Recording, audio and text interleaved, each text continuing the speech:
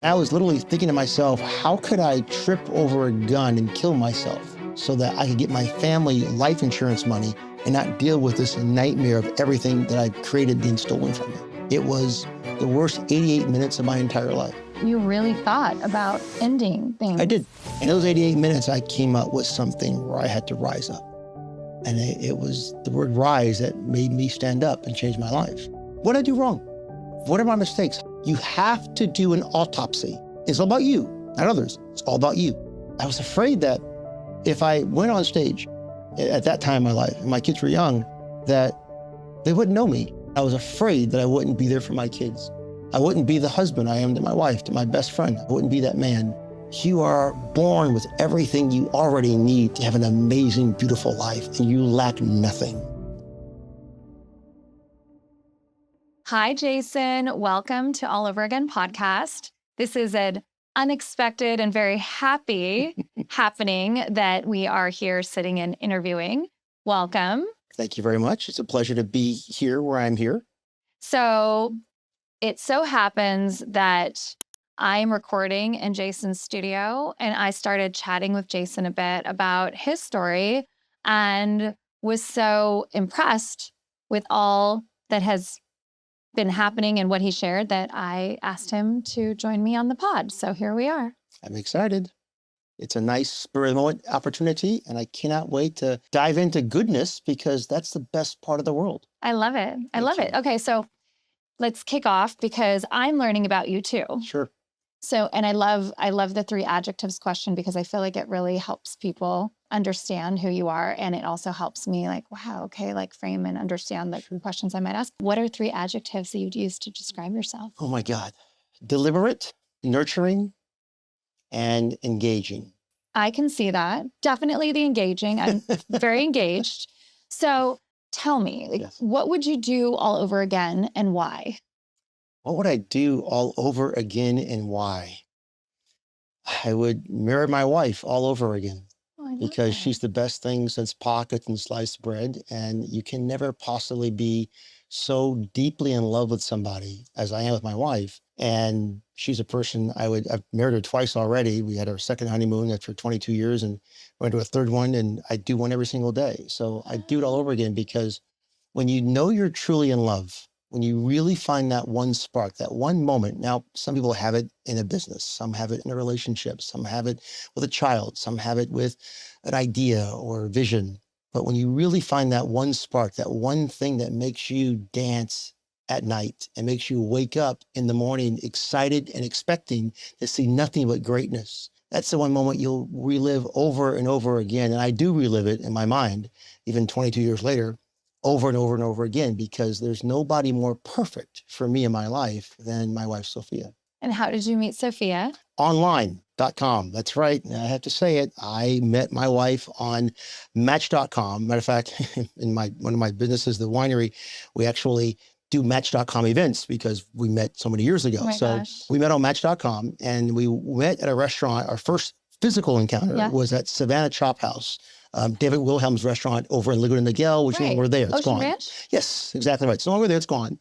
But it had one of those really cool bars, kind of like a 1940s or 50s or 60s bar where you would think Frank Sinatra would come walking in the It was door. very cool. Or Dean Martin will be up there and do a little croon in the corner. Yeah. And I walked in that bar, and there was my wife, Sophia, with this long black coat and these high black boots and this short blonde cropped hair and these beautiful sparkling blue eyes. And she had a smile that could warm a crowded room. And it was that very moment I knew I was in love, and I would spend the rest of my entire life with her. And for me, it was love at first sight. I was done, smitten, and ready to rock and roll, and I'm in. And that's where it began. Now, was that testament to your character, or was that like the first time for you? The first time for me ever. Wow. I never fell in love before. I know the day I fell in love for the first time, but not that I fell in love to the point where this was my life partner. Or love at first sight. Exactly, love at first sight. Never had that before. I know I can go back to 1987. I have a wine that we call Summer Breeze, named after the 1979 version of the song Summer Breeze by the Isley Brothers. Yeah. And that was a song playing when I first fell in love. And so I can know those moments in time, those significant emotional events, which I form every single day and always keep track of. The moment I fell in love with love at first sight was my wife, Sophia. you were one of the first, like trailblazing, because Match.com 22 years ago Yeah. was not as in vogue, Nowhere. if you No, will. it wasn't. No, I mean, I was .coms for 30 years. I mean, before I got into the world I'm in now, Yeah. I spent a lifetime in the online space. And so I was an early adopter. We're Yeah. talking, right after the 2000s, right after Sure. the .com bomb. I was in the bomb of the .coms, the rise and the fall of it all. And so, yeah, I was an early adopter. I just believed in online dating works. And now it's, people are swiping left and swiping right and It's so swiping down. true. So I have no idea what they're doing, but I was good. We were done and I was happy. I do always wonder, like, I wonder if somebody meant to, swipe right or left. And yeah, it's always an interesting, anyway, these things. So tell me this, you mentioned the rise and the fall of the .com world. What was that for you? Because we literally just met. Yeah. You are clearly a Jason of many trades. That's right. No checks. So I'm curious to know like what that was like and what brought you to where you are today. That's a great question. And it might take us a long time to unpack it all, but we'll try to make it as concise and clear. The person I was or who I became is a culmination of many things. I am the person who has failed their way to success. That's the truth. I love that. Failed your way to success. Yes. I think a lot of people don't realize that failing is actually a really great thing if you actually recognize that it can be a great thing. Yes. I want to fail every day. I want to fail every single day, but I want to fail forward every single day. When you're growing up, Absolutely. Mom and dad say to you, hey, go to school, get a good education, grip that degree, get these things, and then this you'll do so you have something to fall back on in case A and B doesn't work. And I think it's the worst advice on the planet to give somebody. Because when I fall, I want to fall forward. Okay. I don't want to go backwards into what I was just doing. I want to fall into a place where I've learned something so unique and so amazing that I've become the better version of who I'm going to become. I want to fail every single day. People don't realize the importance of the mistakes that they make. Very, very young age, I'll go back to many, many years ago. I was in my early 20s. I literally just got into college and came out really quick. And I had met a young lady and I got married and within the course of 2 years, I had a child, I buried a child, I got divorced. And I was in my 20s, young guy, didn't know what was going on. And I kind of lost my mind almost, if you will. I lost my purpose in planning a life and knowing what was important to me. And I lost that one thing that I thought was important. That was a future, a direction. And when your whole world blows up literally in the middle of your young 20s, and you realize the decisions you made, the failures you had, the good, the bad, and the ugly, become a stigmatism that you'll hang on to the rest of your entire life. And you'll never walk away from that one because you're now stuck in a world. Yeah. When tragedy happens, when difficulties happen, when people go through difficult times, they find themselves in this place where they can never leave. And that place is like a glass house. And there's a padlock on the door. The padlock is locked from the inside, not the outside. But we do not have the key. We don't have to open it up. We don't have to move forward. We cannot get past the moments. These are what we call significant emotional events, these C moments. Morris Massey said it very well. He says, you are who you are by the age of 20-something unless you experience a significant emotional event. And maybe it's a death, maybe it's a marriage, maybe it's a child, maybe it's some other significant moment. Yes. And it shapes who you are. Absolutely. And that shaping of it begins to evolve. And how you deal with that determines what your life looks like. 1,000%. So I ran myself into this world where it started off with a big boom, a difficulty. And then you couple that with the fact that I was born without fingers on my left hand. And being born without that, my father went to Vietnam. He spent 49 years in the Army, and he went to Vietnam for a couple of tours. And I'm the sixth of 6 children. The child before me was stillborn, so she didn't survive. But I was the last child of my family of now 5. I was the only one born with any difference. I was born with a degenerative spinal cord disease from my spinal cord out of a 90-year-old. I've had 3 back surgeries in 1 year where I've got 4 artificial discs on the top, fused from the bottom all the way down. I would not know that. Well, because I stand pretty straight sometimes. You never know. No, but that's amazing. I mean, do you have physical limitations as a result? Or because of the surgeries? Well, there are physical limitations whereby the only physical limitations really are the fact that, I can get tired quick if I'm standing up too long. Okay. That's really about it for now. But you can walk, run, do all the things. I was a professional cyclist. Amazing. I used to ride NCAA in college. Incredible. But that ended up with I lost my kneecaps by getting hit by a car. Oh my gosh. So the interesting thing is you look at these tragedies and these triumphs and these challenges and all these things begin to shape us. They become significant adversity moments. Absolutely. These emotional events. as I go through this whole world, I mean, right now I fly an airplane. I've been flying for 20 years. So My cool. daughter's on her way just went to Florida Tech, and she's going to study commercial aviation because she's Amazing. 18 years old. She just turned 18. She has her pilot's license and she flies. But for me to be able to do things, I had to invent solutions. And this was the interesting thing. So if we go back 30, 40 years, I'm 56 right now. So if we go back all these years, you find that you have these challenges, these doors, and you can't get through them. And I found something that was interesting. I found the fact that I was looking at the world that we live in and the people who are around us, and we all go through these tragedies, these difficulties. Yes. We get stuck in these moments that we can't get out of. And I was always curious as to why that was the case. I was always a guy that can make a quick decision no matter what. I was fast at my choices. I can make them quickly and get in gear because I had to learn how to do it, you see. I had to learn how to tie my own shoes. I had to learn how to buckle my own pants because there's no one can teach you how to tie your shoes with one hand. No one can teach you how to buckle your pants with one hand. No one can teach you how to cut your meat with one hand. If I took someone's hand and took their fingers off of their hand and said, okay, listen, go ski, no one's going to teach you how to ski. You have to figure it out for yourself. Mm-hmm. So I became an expert of overcoming challenges, no matter what they were. I became the who said of the greatest magnitude as to who can overcome any challenge or any obstacle, no matter what it is, I can find a path through it. So making choices for me are very, very easy. So as I grew up and I spent my life creating prosthetics or devices to allow me to do one thing or another, to ride a bicycle, to ride a motorcycle, to fly an airplane, to do whatever I had to do, whether it be a prosthetic or a way in which I would do it, I had to invent some new solution. I came to a point years later, and I was in a place where I think it really was a milestone for me. And I was watching a TV show. And I was watching a show called, I get emotional about thinking about it. It was called Deaf President Now. It's on Apple TV. It's a show that's on now. And it was a show about Gallaudet University, which is the only university in the entire world for the School for the Deaf. And at the time, it was 125 years old. And they were looking for a protest. They were upset because at 125 years, the Board of Trustees never gave them a deaf president of the university. Mm-hmm. So they were protesting. This is back in the 80s. And I remember this very, very distinctly because they were very upset, and it got on Nightline, got on Ted Koppel, got all the big news shows, and everyone's talking about it. It ended up that they won, they had to sit in, and they did a little protest, but they won their position to get a deaf president who could relate to them. And I watched this documentary, and what I learned about it was everybody in this documentary were showing me that they were all a group. They had a system, they had a plan. And so the deaf community had a plan where if they don't want to become part of a hearing community, they want systems. They had sign language. They had programs. There were people teaching other deaf people who they were. Mm-hmm. And I started thinking to myself, these people have a community. And I started thinking to myself, in the world, there's lots of communities out there, and they all teach each other. And I realized something. Number one is that I had no community. Mm-hmm. I had no one to teach me anything. I had no path to open up that door. I was kind of by myself. Yeah. And that degree where I said, I kind of feel like I'm an island of one. I'm on my own. I'm nowhere else. I'm literally by myself. And then I started thinking to myself, you know what? My daughter, my oldest daughter, she's awesome, is got the greatest heart in the planet Earth, but she's asking everybody else an opinion.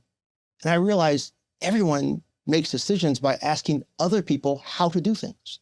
And they're saying, what do you think of this? Or what do you think of that? And every single person they're talking to is basically balancing the number of opinions. If everyone says you should marry this guy, then you'll probably marry the guy because everyone else said you should. And so we become these sheep. Mm-hmm. So I'm putting these things together in my mind. I'm going through them, and I said to myself, you know something? I realize that I'm an island of one. I realize that no one is born like me. No one has the struggles that I have, and I'm by myself. But at the exact same time, so is everybody else. Mm-hmm. So we're all an island of one. And I started thinking to myself, oh my God, there's got to be a better way here. Because people realize one thing, is that they have a challenge or they have a difficulty or they have an opportunity, and they'll weigh their ideas against everybody else around them instead of trusting who they are. So I created a system. I call it the compass system, where I could help my daughters and people around me, around us, to make decisions quicker and faster. Because I can make decisions fast, no difficulties. But what's the right choice for me? So I began to outline these details, taking it from the idea that I learned from this documentary on TV. Mm. By the way, that documentary on TV was not just the individuals who were deaf protesting. They actually gave way to the Americans with Disability Act. It was 1988. Mm. 1990, the ADA was passed. Wow. So now the U.S. America, the country, the world turns around and says, listen, we will now accept other people and put programs together for those in wheelchairs, those who need this, who need hearing access and sight access. And the world began to change because they listened. And I said to myself, we can change too. We can change as people to become stronger in our choices, stronger in our ability to unite, stronger in our ability to understand the choices that are made for us. So we can be clear as our plan is set out. We can understand the gifts that we have, what our past has done with us, what our fears are, what our needs are, and bring these all together into one simple truth. You are born with everything you already need to have an amazing, beautiful life, and you lack nothing. I love that. So That's the answer. I have to ask you. Yeah, sure. So you mentioned you came up with this method. Can you share an example of a challenge and how your method might help deconstruct that challenge and you harness a solution? Sure. Give you an example. So I'll give you an example of my own life here is opening the wine business. So today I own a winery and I make wine for a living. That's fun. But at the exact same time, it was not always the choice I wanted. So the question of, okay, I'm going to make a big decision change. I'm going to spend 30 years in .coms, years on stage talking to people, doing this, doing that, and I'm going to not do this any longer. So back in July 8th of 2016, I had a chance to take a TV show that I had created, 13 episodes that was on Amazon Prime. And this talk show that I had created and filmed this whole show got picked up by a major network. And this major network says, we are going to give you a publishing deal. We're going to give you a network deal. Here's this much money. We're ready to rock and roll. And so I'm deciding, am I going to A, stay the course of the life I'm in right now and take on this great big opportunity, or B, I'm going to turn left in life and I'm going to open up something totally different, like going in the wine business. Right. And so this was a huge change. Do you actually go down this stable, fun, you're up on stage, you're rocking and rolling, you are the who said of the greatest magnitude, and you've got all these wonderful things going, or do you go down with something that's really important to you? So I began to use the compass system. And the first thing was clarity, your plan, C for clarity. I said, okay, listen, for me in my life, for my personal self, if I go on stage today and I go and take this TV show national and go through this whole big world, at this point in my life right now, is this the plan I see for myself down the road? Is this part of where I'm going? Do I have this? I see myself here in 10 years, 20 years from now. Am I that guy at that time with what I've accomplished and where I am? So C is the most important part. Then it was O. And that was ownership, owning your gifts. So what are my gifts? Well, I can talk, I can do this, I can do that. So what are your innate born with gifts that make you unique in who you are? And there's this decision, this choice that you're making. Does it make those gifts be used every single day? At the time, I was afraid that I would go up on stage and I didn't have enough life experience. You know, at the time, my children were young and I was already out of the house a lot. I didn't spend much time with my kids. And so this decision was important to figure out, were my gifts going to be used here and not at home? And then it was M for mastering your time, right? And my time was, what will you do with the time you have left? I remember 20 some years ago, I just started to learn to fly an airplane. And I was on a training mission in my airplane and I had a flight instructor and this guy was telling me to do certain things. And when you have a flight instructor telling you to do something, you must do what they say because they're the ones in charge. Well, I decided to follow the rules and do the job. We ended up crashing the aircraft and going off the edge of a runway because of the wrong instructions that were given to us. And we ended up having a nightmare of a situation to get out of this. And my wife was pregnant at the time. She jumped out the airplane. We're all safe. We're all good. But because of listening to someone else, we had this situation. I came up with a thought in my mind that says, what will I do with the time I have left? If tomorrow the sun doesn't rise for you, we always make decisions and do things because we think that tomorrow is always okay. We always believe that tomorrow is always going to be here. And how naive and stupid is that? Right. To believe that tomorrow is always promised to us. M was mastering your time. Was this decision going to give you the best use of your time that you have left in your life? And if every single moment will you wake up with joy? Well, you know, maybe. So COMP. And so, you know, as I look at all this one, I'm like, all right, I gotta figure out my process and how I'm gonna put this together. And I gotta understand that I've got my plan, I've got my system. I've got the world I'm going down. I've got my time being mastered. And then I've got to understand, what it is that I'm doing to pass every single moment to come to mind. What's my past say to me? The things I made these mistakes on. What are my choices that I did wrong? Where are my failures? Where does your past, the thing that's behind you, the thing that you went through, the fears of those moments, where does that past show up today? Will it keep you away from your tomorrows? And if this decision to go on stage and be this person, or to open a wine business and go over to here, is there something in my past that can dictate to me a red flag? And people ignore their past a lot because they want to get rid of it. They want to push it aside. They want to keep it behind them. They don't want to bring it back up. They don't want to remember those moments of difficulty, the moments of pain when you were sitting by the bedside of this person while they're passing away. You don't remember those difficult moments because your past has in many of our minds some recipe for a place to walk away from versus a place to embrace. Because you went through this, the pain in your chest gives you a path for success. Everything you've gone through is designed to do one simple thing, to give you what you need to get to where you're going. So your past has got to shape your future. If it does not, you're not making the right choices for yourself. So remember your past, honor your past, learn from your past, love your past, keep your past, be in that moment to give you your forward moment. COMPA. Acknowledge your fears. What are you afraid of? What keeps you up at night? What's the thing that says to you, oh my God, if I get up there and I screw things up, will that hurt everything? Or am I afraid to do this or am I afraid to do that? So for me, making this decision to open up a wine brand versus going back up on stage at the time, it was a question of where my fears were. I didn't have a problem being in public. That was easy. You get in front of 10,000 people, I don't really mind. It's simple. Get in front of one person, that's simple too. There's no issue with that whatsoever. But I was afraid that if I went on stage at that time in my life, and my kids were young, that they wouldn't know me. I wouldn't have a child that would look to me and say, they remember their dad growing up. I wouldn't be there to ride the bicycle and teach them how to ride a bike. I wouldn't be there to do what they needed. I'd be there for myself, but I was afraid that I wouldn't be there for my kids.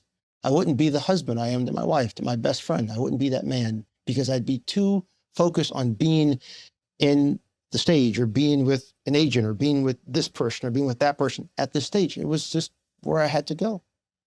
COMPAS. Satisfy your needs.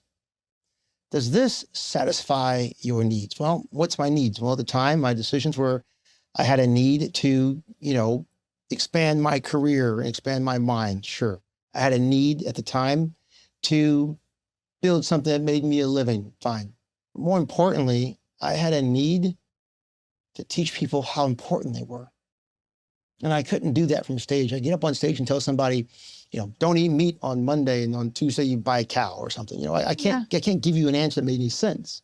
It's like even you get on sometimes, you listen to a podcast and you say, that's a great episode or really good. And I feel motivated, I feel excited, I feel encouraged. And then the next single day you go and do the exact same opposite you just heard in that podcast. We are the ultimate sinners in our own mind. We're the ultimate defeatists. We take a concept that we believe in and we understand, but we don't follow through to tomorrow to make sure it becomes part of our nature, of our journey to tomorrow. We don't realize that we are the author and the finisher of our opportunities. We have the choice to keep up a good idea and keep going with it and learn from it. And anything you want to do, you have to keep working on it, like ourselves. Yeah. So I got to a point where that S was, it satisfied those needs. And then finally, did this decision strengthen my beliefs? Did it strengthen my beliefs? And so as I go through this test, I give it to you and I give you 3 questions on each part of it. And I built a little program. We put it on the website. You can go to it for free and just put in A and B and answer the questions and we'll score it. And as you run the little free test over and over and over again, you start to do it for yourself and it'll become more second nature. But the truth of the matter is it will score your decisions because you'll make your own choices. And you know the answer, but you're afraid to answer it because you just want it to be left, but you really should be going right. But you really want someone else to validate it. And this is your own voice validating your own. Exactly. But then this quiz gives it back to you in a form that is validating. So question for you. Yeah. Where is this website, first of all? Yeah. It's at islandofone.com. islandofone.com. Yes. And now the book that is coming out, you've penned Yep. a second book? I penned 2 books. So the first one's called Island of One. Island of One was your first. Yeah, Okay. Born Different, Built to Thrive. And they're both launching on the same day. So Oh, they both are. same So day. you just wrote them. One was 6 years in the making. Okay. One was 6 months in the making. Okay. And I as I wrote one, I felt the other one, and I finished the second one. So they're basically giving you the same ideas, but in different schools. So Island of One is designed for individuals, people who are trying to find how to make the best choices for themselves, and find a place where you can discover how to master your choices and live the life that you really deserve. And see, I was being born different, but always having the tools. The first question to myself was, what makes me work? What makes me okay? What makes me comfortable being myself? And a lot of the times, many of us, which I found from my own daughters and friends and people I've worked with over the years, have the same question, which is, I need validation for my choices, and I can't make them fast, and I got to take my time because I don't want to make a mistake, because it's hard to recover from mistakes. And what Island of One is a testimony of my story, of everything I've gone through, my life story about how I've taken a life in a world built for 2 hands. How does a person with one hand get through it? And then adapt that world to make it work, and then take the methodology that I use on how I make my choices, my decisions, and give that to someone else. It's designed for people, individuals who need to become stronger characters of themselves and realize that they have it all. They were Yes. born with everything. We doubt ourselves so often, and it drives me up the wall, proverbially speaking, that we don't make better choices because we don't trust ourselves. And Island of One's designed to help you trust you, because you have what you need. You don't need that guy. You don't need 17 years of therapy. You need to go with this guy and this guy and this gal. Therapy's not good for people. But the truth is, you were born with what you need. God gave you everything the day you were born in this world, and you just need to realize how to find it. And that's what Island of One is. And that's what it's all about. It's beautiful. And as you were speaking and going through Compass, something else struck me when you shared, okay, if you don't honor your past or listen to your past, then you'll never learn and be able to get past it in the future. Yes. And what kept coming up for me in my mind was, oh, it seems different, but it's really not. When Winston Churchill said, those who do not know history are doomed to repeat it. Of course. Of course, that plays out on the political, international, domestic landscape, of course, Yeah. historically speaking. However, it really does actually apply to us as individuals, doesn't it? It does. Because when we bury the things, even that don't even maybe feel as traumatic at the time, but then they build. Yeah. But then when that larger, it's just like those larger things happen, like, That's oh, right. that's the trauma. But oftentimes there are these other little things that happen that we buried. Well, oh, it's no big deal because that happens a lot to people. Or I don't want to tell anybody about that because it's shameful, right? Yeah. Like these things. And I just thought, wow, if we were to find a way to accept that, how would that play into what the future looks like? I'm afraid to tell you who I am, because it's all that I am. And you may not like me. And that's what scares me. That was said many, many years ago by a Greek philosopher. People are disturbed by things, but the view in which they take of them. Epictetus, 1st century AD. We will repeat ourselves every single day. It's life. And we do. The same traumas, the same difficulties, the same failures. We repeat ourselves every single day because of 2 things. 1, we don't honor our past. And 2, we don't know how to look at failure. And that became the cornerstone for the second book I wrote, which I spent 6 years working on. And that one's called Pivot to Profit. Mhm. And I built a program in there called the RISE system. And it was how to turn your failures into fuel. So many years ago, going back when I first got married, my wife and I got married in 2004. And we just had our first child. She was a cute little girl running around. She still is. She's a little pistol of a young lady, but she's awesome. But we had just gotten married. We had a baby right away, and we were trying to navigate this world of brand new toddler, brand new marriage, and life. And everybody who's ever gotten married and had a child right away, you run into a nightmare. It's a nightmare of trying to balance who you are. You're still trying to figure out who you are. And you don't even know who you are with this relationship because you're still navigating. No matter how many years you were engaged or don't engage, bottom line is starting out in a marriage, you're learning how to become one.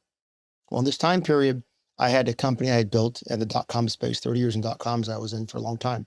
And this company had built itself to about 150 employees here in the US. And I was I had no investors. I had no one backing me. I built this company in the .com space, and it's very successful. I decided to open the same version of the company in the United Kingdom. So I went over across the pond and built that company.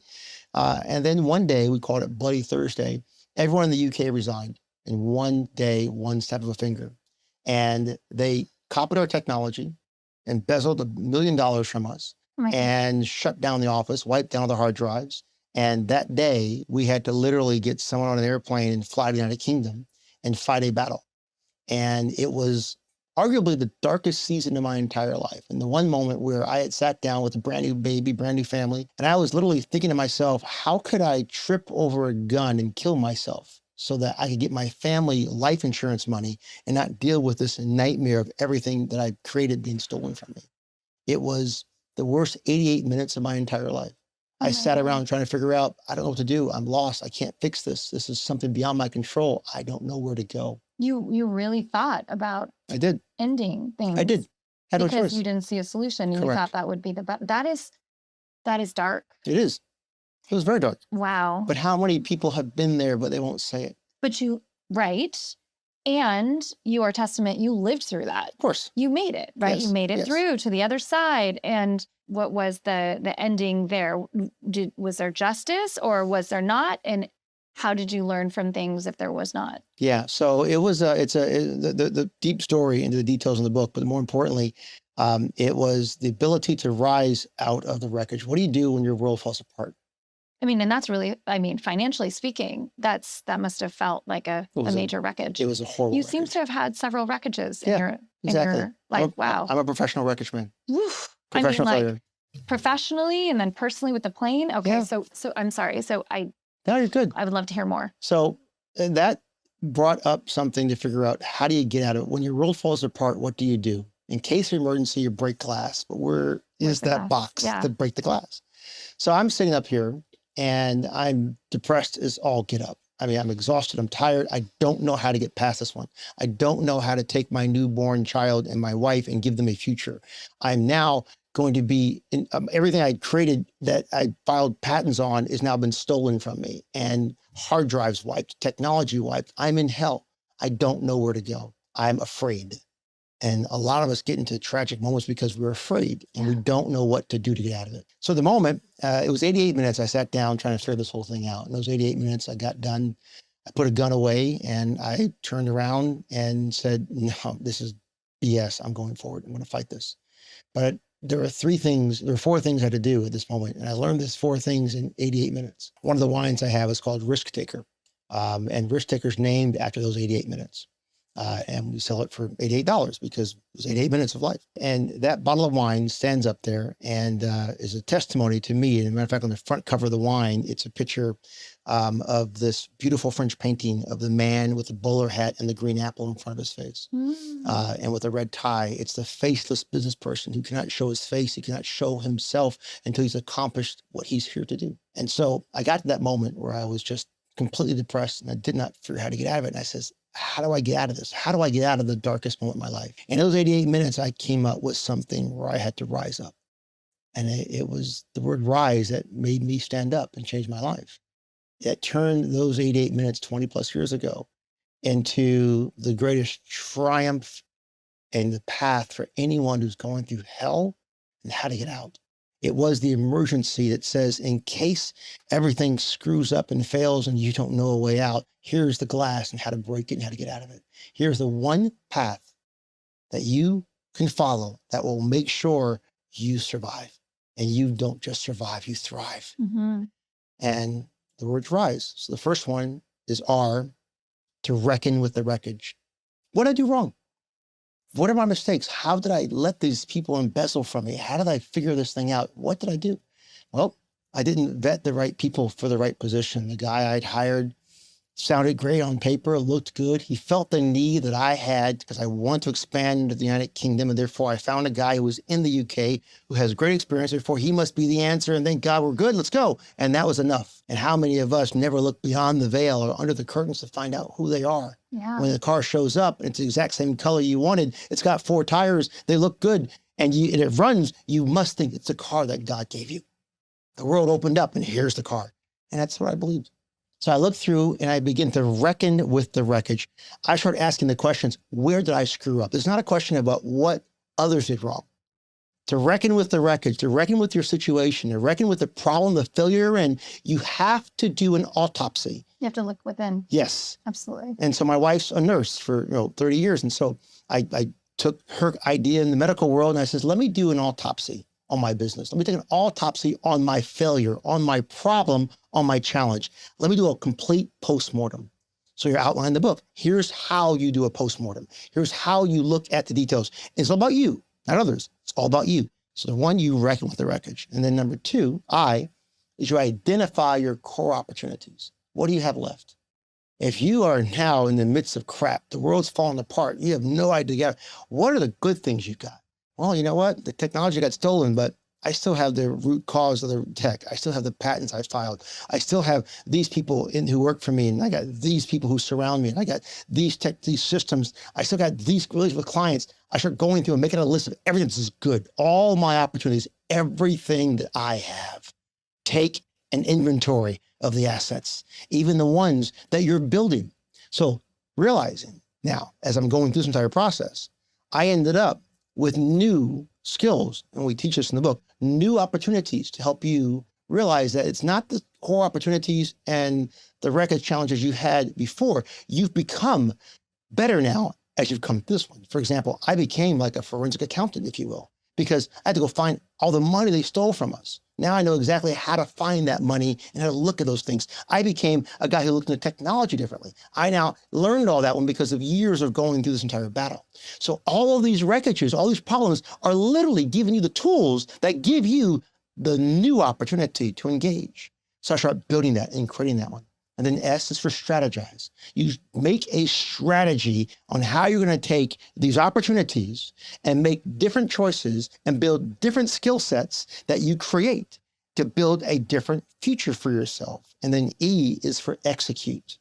And you go streamline, simplify, and intensify, and you go deep into the underbelly of the world, and you go deep into all of this. So as I came out of all this one, and I'm learning how to, fight in the court battle. So we literally sued all the employees in court, in the UK court. Now, the UK is different than the US. If I steal $1 million from you in the US, I could sue you for $1 million, no big deal. But in the UK, I've got to put $1 million up in cash with the courts as a bond in case my lawsuit's frivolous, and therefore they can use that to pay your legal fees.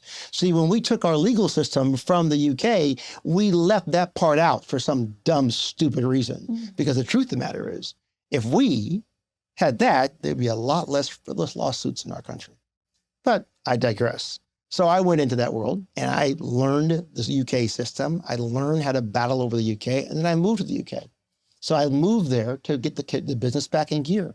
My wife and I. Did you get it back? I did. You did. So you ultimately triumphed. Yep. And how long from start to finish did that take? Yeah, so it began in 2005, and by 2008, we had sold the company. So we got the company back. We had lost a plethora of our valuations. Our valuation dropped by 90%, but we still got to execute out and get out of the company. But at the same time, as I executed out the company, trying to get out of it, we did not have what we needed. We survived as an organization. We survived as a family. We got out of it. But there were other choices that we had made that were dumb choices we had made. For example, I guaranteed big loans that we had to, as we were going through the company and fighting the legal battles, that when we sold the company, I had to pay for those big loans myself. Yeah. So once again, you start reckoning with the wreckage, and you become, again, and every single day, that RISE system becomes a continuation over and over and over and over and over again to figure out what is it that you do best? Where is it that you're learning from the challenges you're in today that make you an amazing person for tomorrow and making your tomorrows stronger? And this is where we start. This is where we go. Fascinating. That's the story. You also became a private investigator. Because I'm sure you look at people differently as well, especially in terms of hiring. I do. Right. We do background checks on every person that we hire now, even if they're working in our lounges to actually go and just pour wine. You go through a background check. I'm less trusting as I was before, in a good way, not in a skeptical way, Sure. but just, checks and balances. Because people put on a great facade. They really do. They're good. 1,000%. And also, it makes your personal relationships that much more fulfilling because the Yes. people you keep close, you keep close. Yes. Oh, I've learned a lot. Like the legal system is brutal. And I mean, it also teaches you never really want to go back there. Nope. Never because Did. the only people that ever really profit from those experiences, The lawyers. 1,000%. I mean, it's so true. Yes. It's yeah. Anyway. Nightmarish. Nightmarish indeed. Indeed. So if there was one piece of counsel, advice that you would share with entrepreneurs of any age, because I don't think you have to be young anymore. No. What would it be? It's probably the hardest one that anyone will ever pick up. And the one that's followed the least is to trust a mentor and listen. When someone tells you, not the best idea, don't let your gut and your desires and hopes to achieve something go past that one. Listen to the quiet voices. Listen to those around you that have said something. And the smallest one, the one who spoke the least, is the one you should hear the most. And you just said something really interesting. Don't trust your gut. You don't believe in trusting your gut. Nope, that's not what I mean. That's not what you mean. That's not what I mean. You can trust your gut, but when it comes to listening to an elder, listening to someone who's been there, leave your gut alone for a second. Okay. Listen to them. Fair enough. Because they are giving you experience. Your gut is important when you don't have a Geiger counter. You don't have a directional compass. You don't have a system that works. Your gut is your system. Mhm. And you should always trust your gut in that world. But I don't believe in trusting your gut when you're listening to experience. Because if you do, you won't listen to the experience. It doesn't mean you must follow what they said blindly. No, not saying that whatsoever. But you must hear what they're saying and judge what they're saying with their level of experience. Then you apply your gut. Far too often, we let our gut say, nope, I don't like the idea, and we shun away from what experience has taught us or taught someone else because we're headstrong and want to have it done a certain way. And we ignore what they're saying, which is the dumbest thing in the whole world. A lot of young people today ignore what all the elders may say because they know a path and their gut says go. And my advice is one simple thing. Don't ignore them. Listen to them.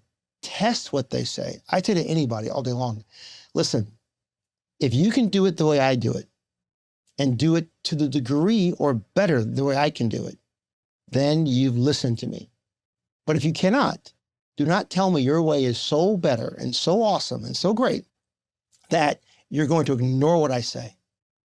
I believe that if you listen to someone who has the experience of doing it, first and foremost, why would you want to start a business that you've never done before by yourself, or listen to this guy or this gal who's done this business before, who's been down this road, who's made the mistakes and knows exactly how it works? Learn all that they know, suck them dry, then let your gut go in gear. Your gut is just nothing to be helpful if you do not first have a foundation. The gut has to be some place to pivot from. Mm-hmm. You cannot pivot to profit if you're pivoting on air. Most people's gut reactions are air. There's no experience. Sure. Yeah, oh, I feel this is good. Who the hell cares what the hell you feel? Because what you feel is bullshit. We don't care about your feelings. Your feelings are important right now. Learn the facts. Let that be a foundation to pivot from. Once you have the facts, once you have the experience from somebody else, once you've heard, listened, and understood, then your gut has foundation. And then you listen to your gut above everything else because you're doing it from a place of foundation, not a phantom air hopes and dreams. Because I can promise you, hopes and dreams will vanish in the night. And when you wake up in the morning, all you'll have is a hope and a dream. Your bank account doesn't survive on a hope and a dream. The mortgage is not paid on a hope and a dream. It's based on hard work, hard efforts, and gut instincts based on facts and on experience. This is the biggest thing that entrepreneurs forget. Families forget them. Husbands forget them. Wives forget them. They forget the fact that you should listen to your grandmother, listen to your grandfather, listen to your father or your mother. Find out what was great about their marriage. Find out what worked in their world. Find out what was good about them. Don't judge them for the mistakes they made or the divorce they went through or the this or the that and the other things. Find the good and then judge them on the goods and then take that as your foundation and then you build a gut. I can tell you, ever since I learned this and understood this, I found a path in my life that is second to none. And I can tell you, I have zero regrets. Absolutely zero. My children call me and tell me how their day is. That's beautiful. This is important. That's what every parent dreams of. Oh my God, yes. All day long. When my kids went to, I just flew out by literally this week. I'm back for 24 hours right now. Just took my daughters to college. So one to Florida and one to San Francisco. As one is off to Florida, she's in her first year, the one's in her third. So I write a letter to my children all the time. And I write a letter about the good and the bad and the ugly. You know, the things that I wish I did better, the things that I didn't do right, but not as a, oh, woe is me kind of letter. A letter that says, you know, one of the things I said to my daughter, Savannah, she says to me, I said, I remember one time you said to me that we don't really have much in common except talking about flying. And I said in the letter, I says, I know you didn't say that to hurt me. And I get that. That wasn't your intention. But I says, that becomes a foundation. I says, you know, we do live in different time zones, if you will, in our world. And at least it's something that we start with. And I just love to hear your voice and I'm proud of you every single day. And so I wrote this letter. It was like 5 pages long. And I gave her poems and songs and all that kind of fun stuff. Remember, because I believe that these moments that our children have that come from our parents, if we can be vulnerable with our children, if we can be open with our spouses, if we can tell the deepest, darkest secret about everything, if we were just given a moment to tell the truth, would we? Would we tell our children at a point which they're old enough to understand, of course, who we are? Will we let them see our hopes and our fears? Will we help them to understand that we're human and we're doing our very best? Will we wake up in the morning and love our children as deeply as we know that they love us? And despite what they say, as they become teenagers and they grow older and they begin to move away and move into their own world, despite what they may use as words, the venom that may come from their mouths as they're expressing themselves and becoming who they are, will we be honest enough to love them through every single moment? That's why marriages fail, because we don't love enough. That's why relationships pass away, because we don't love enough. That's why children don't care about their parents sometimes, because their parents aren't honest with us to let them know that they're human too. I believe if we all took a moment and gave ourselves a second chance to just be in love with each other, that will be a life worth living.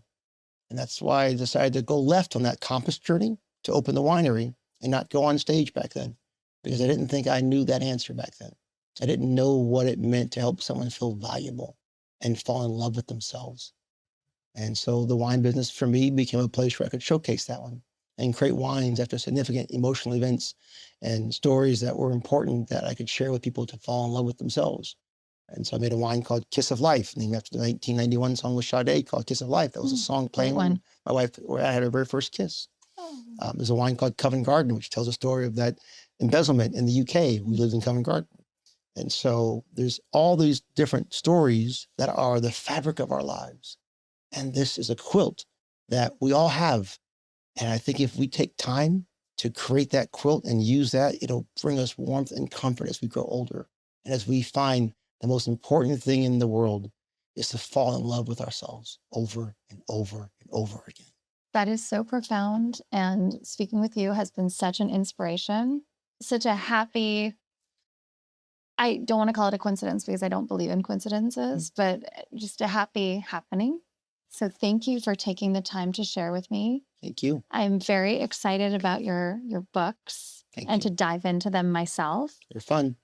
And again, I don't think it was a coincidence that I found your beautiful studio and your beautiful wine cellars, because your wineries are in Santa Ynez. Yeah. It's really, I feel like this meeting was meant, and I'm so grateful for it. So thank you for taking the time and sharing your wisdom. Thank you for having me. Thank you. You know, Natalie, I tell you, It's so funny. We just opened the studio to the public, to other people to use, that we're doing the studio with it. And it's so funny. We haven't really launched it to the world yet. We're launching it to the world on Monday. Oh my gosh. But so you found it to be actually the very first person that actually used our studio for your own podcast. Wow. So I feel we're thrilled. very grateful and very privileged. So thank you. Thank you. And I'll be back. Can't wait.